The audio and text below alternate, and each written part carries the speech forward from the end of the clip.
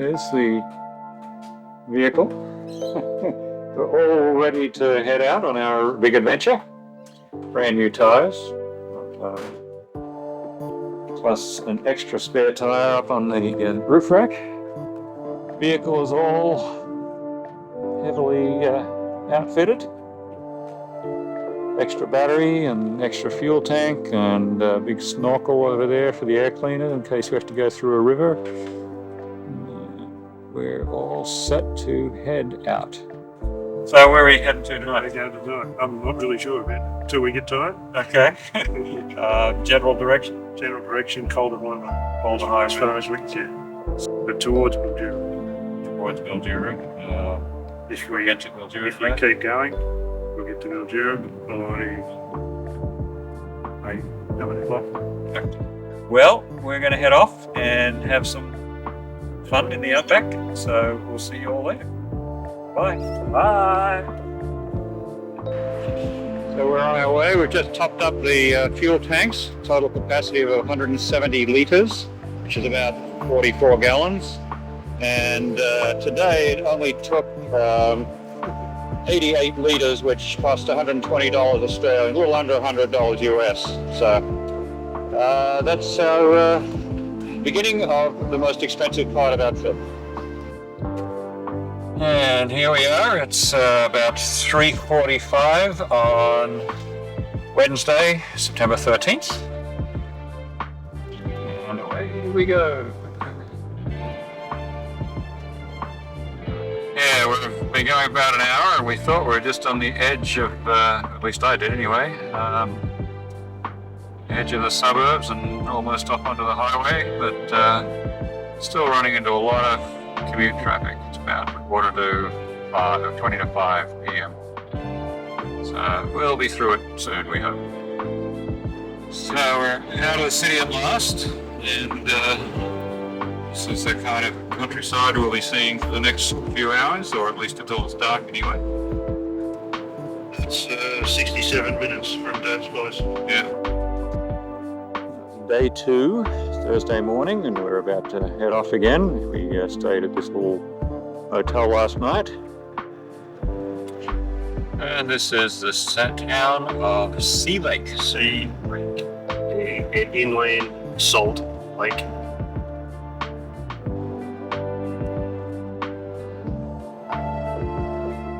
Here we are at Uyen in the northwest of Victoria. We've just stopped here to have a look at the stockyards because sheep are all brought to be sold, taken off to be turned into our lamb chops. Go ahead. Typical Australian roadside. Good old scrub gums. We're in Red Cliffs, Victoria now, and we've just stopped to have a look at this incredible old steam truck built in 1916 to cart wheat and wool around. It's a huge thing. It's got to be 20 feet high or more, with this really interesting wheel track system. And it traveled at 1 mile per hour with a turning radius of 200 feet and had 60 horsepower of output from the engine. Total weight 45 tons.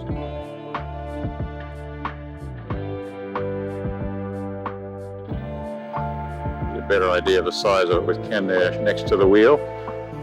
What's that wheel's got to be, 6 feet across? More like 8 feet across the wheel. So we're just coming into Mildura, which is the biggest regional city around northwestern Victoria.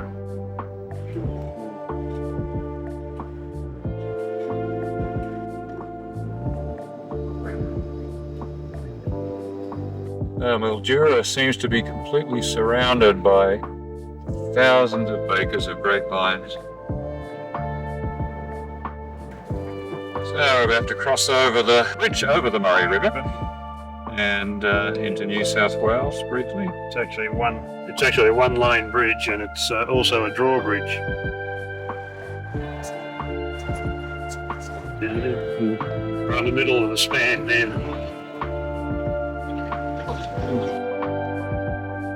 Here we are at the junction of the Murray and the Darling rivers. The Murray-Darling river system is the longest in Australia, and this is where the two rivers meet.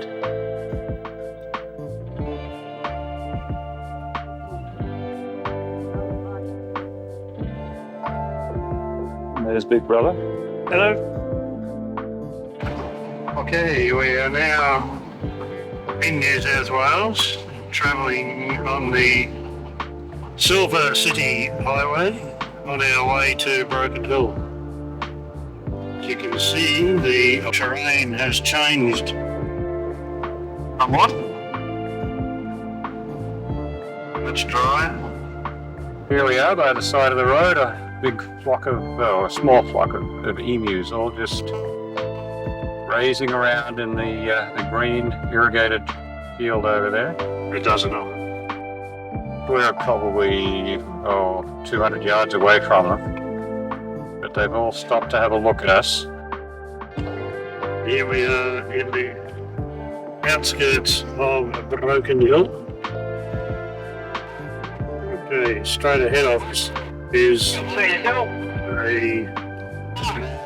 derrick which sends the miners down into the depths of the earth, up to 1.5 miles below the surface. So this is the visitor centre and restaurant sitting up on top of the slag heap. So here we are now on top of the slag heap, looking out over Broken Hill town. And this is the Miners' Memorial to all of the miners who've been killed in accidents here.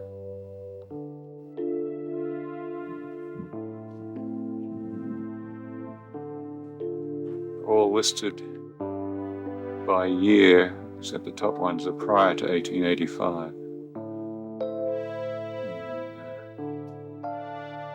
A lot of the early ones were from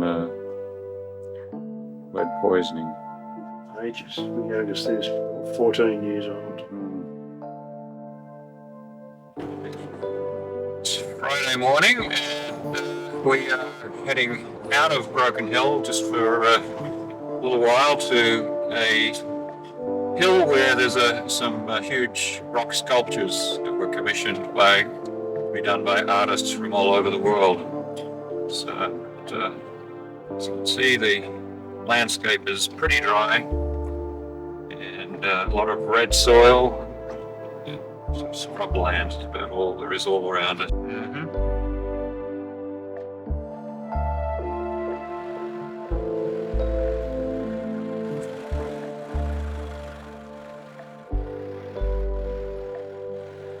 There goes my ride.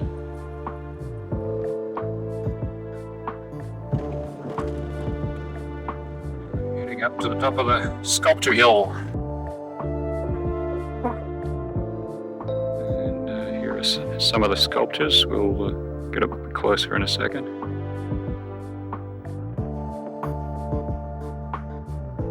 There's Broken Hill way off in the distance there.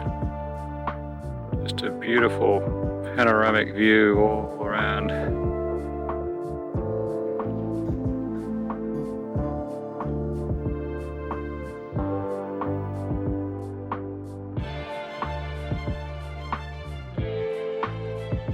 A little closer, this one over in the middle there now is one of the more famous of the sculptures.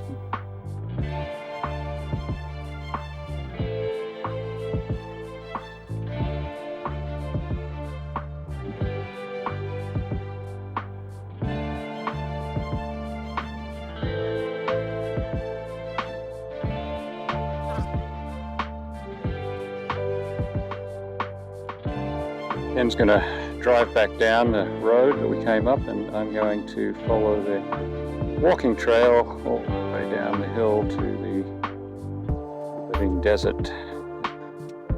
There's some Sturt's Desert Pea. South Australian Stadium. And a little bit of wattle. Right here. And off in the distance is the trail that I walked down. There's Ken down there. There's Ken, sorry. Next to his mate. Yeah, a couple more years and lose a few pounds. That could be you. Gee, thanks. Apparently in this enclosed area we can't get into here, there's remains of 7 ovens, ground ovens from the Aborigines. There's a full-neck lizard sitting by the roadside, not caring about anything. We're in Silverton now, which is about 25 kilometres outside of Broken Hill. It's a historic town, literally a ghost town, and this is also where Mad Max, the movie with Mel Gibson, was filmed, followed by several others. So we're going to go have a look at the museum inside the old jail. Outside here is one of the lifts from one of the mines. This is what took men down thousands of feet underground.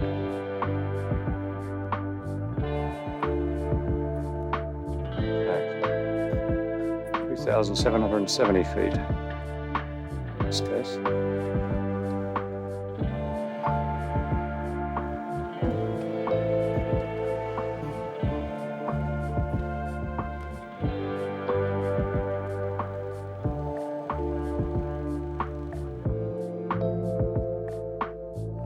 Going into the cafe to have some afternoon tea, scones and jam and cream.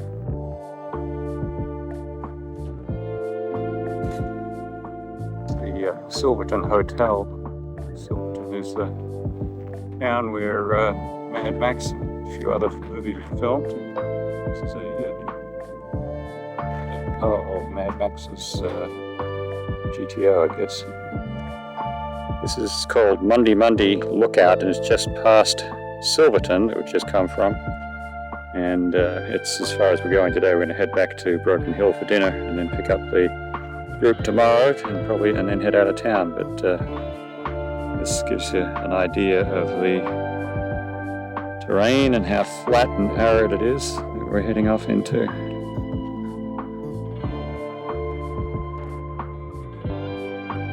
This is the Broken Hill Show, which is like the county fair.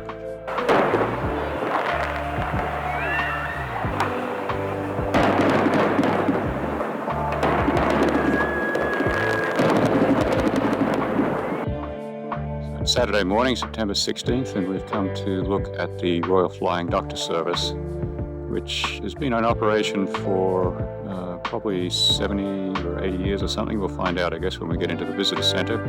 But they provide medical services throughout the outback. Here's the current Flying Doctor plane from Broken Hill.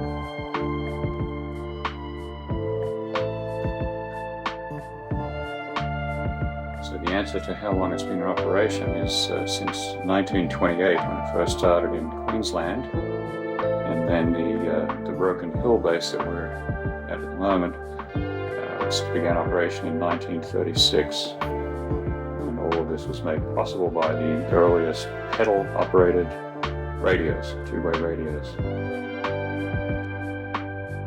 1951, a nurse came up with the inspired idea of creating these body charts so that the people could, when talking to the doctor over the radio, could simply indicate a number or a letter to describe where the pain was occurring and what kind of pain it was.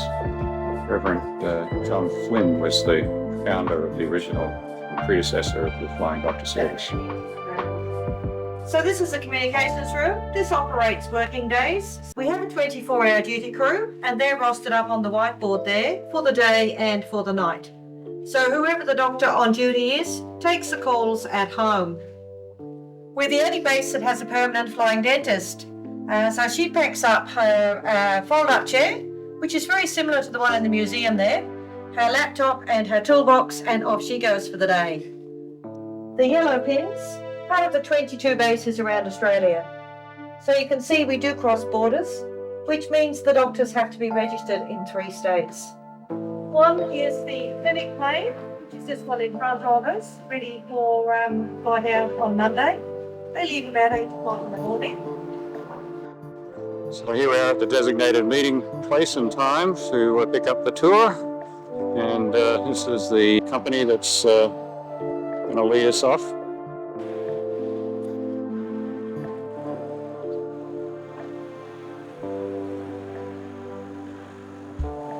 And here we all are heading off together. Turns out there's only 3 vehicles total. And we are on our way. It's a last minute change in the convoy. We're down another vehicle. So we're down to 2 tag-alongs and 1 leader, which makes for a nice cosy little group.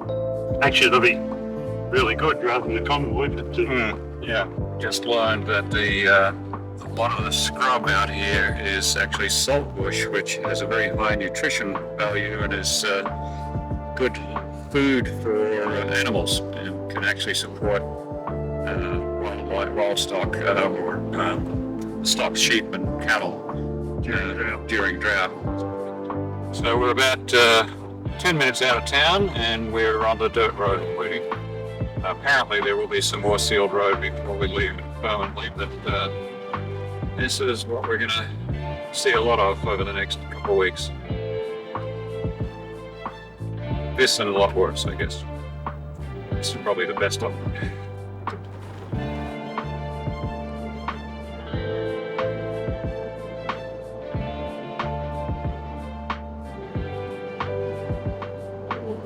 The average rainfall around here is about 8 inches a year, I think I said. And in some years it's as low as 2 inches. There's no regularity to it, and there's no real seasonality to it, so it can rain any time or not at all.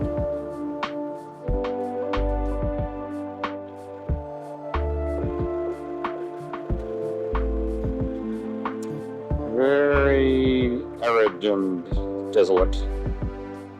Beautiful red soil. Short stretch of blacktop road here and some cattle grazing beside the road that we're just going to slow down.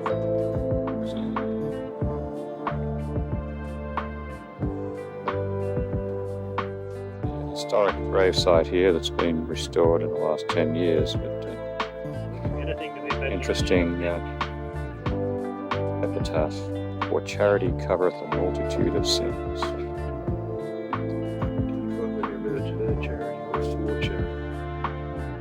Just stopped for an afternoon tea.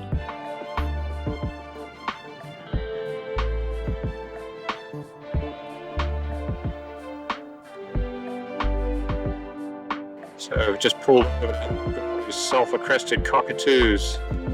I guess there's a dam here and some water, and it's just actually probably 100 or more of them here.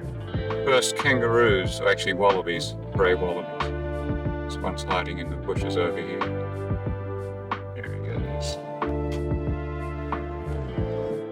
There he is. Just stopped to have a look. quite big it is too. Heading off to historic Milparinka.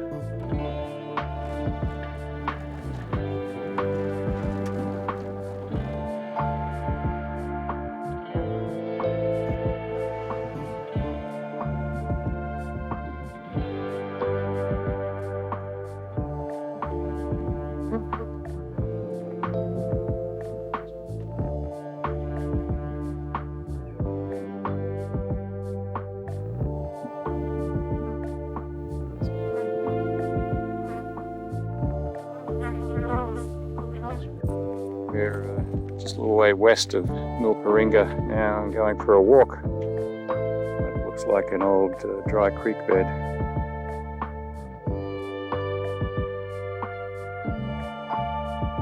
Or apparently it's not so dry. Old woolly wagtail skin on French.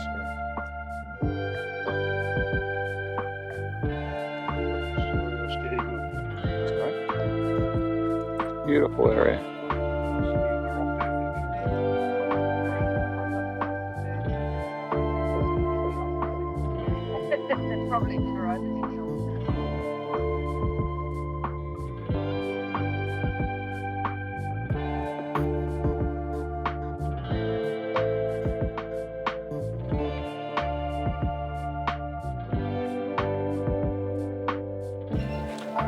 Waterbill Lars up in the tree up there,